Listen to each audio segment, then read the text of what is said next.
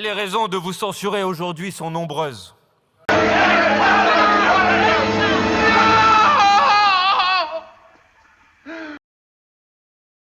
Mais nous avons choisi de ne pas pratiquer la politique du pire parce qu'elle peut conduire à la pire des politiques, c'est-à-dire l'arrivée de l'extrême droite.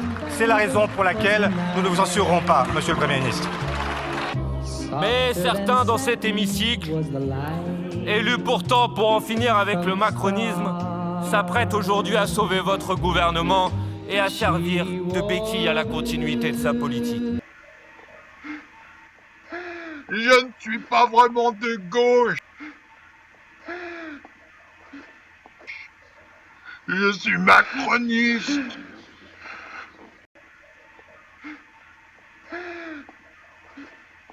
Je suis un traître.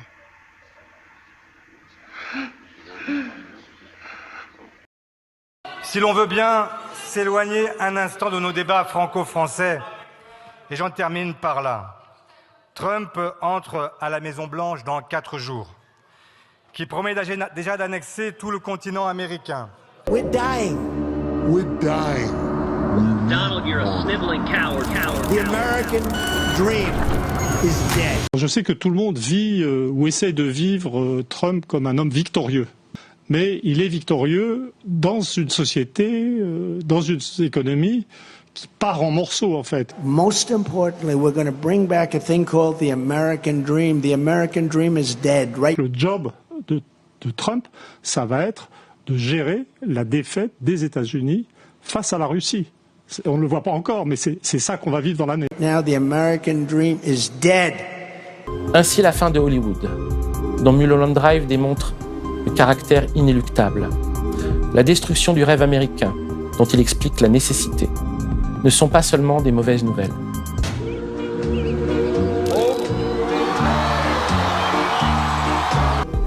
Mulholland Drive parle d'un monde qui s'est figé et qui ne peut plus rien proposer de nouveau pour l'âme humaine. Et depuis 20 ans, c'est hélas majoritairement vrai. Son allié Musk qui s'ingère dans les affaires internes des Britanniques et des Allemands. Je veux dire, il intervient dans la politique allemande, donc il chie sur les Allemands, en fait. Ensuite, il intervient dans la politique anglaise, il chie sur les Anglais. C'est ce que les Américains pensent de nous. C'est-à-dire, lui parle aux Européens comme les Américains pensent. C'est-à-dire, les Américains nous méprisent pour notre servilité. Et juste, Musk, c'est le mec qui il le dit.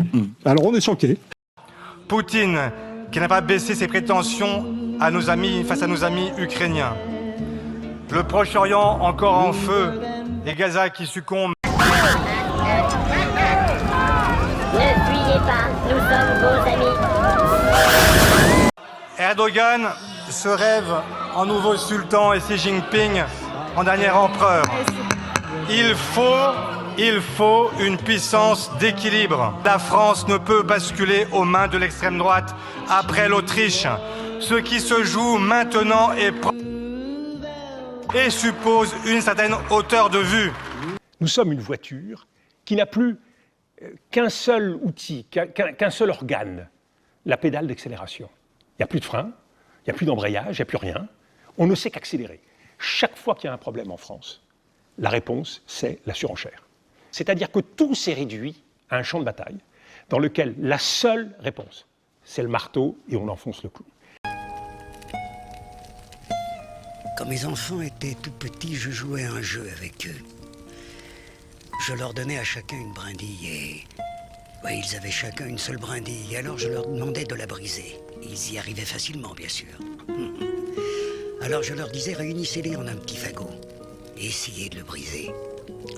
Bien sûr, ils n'y arrivaient pas. Et alors je leur disais, ce petit fagot, c'est la famille.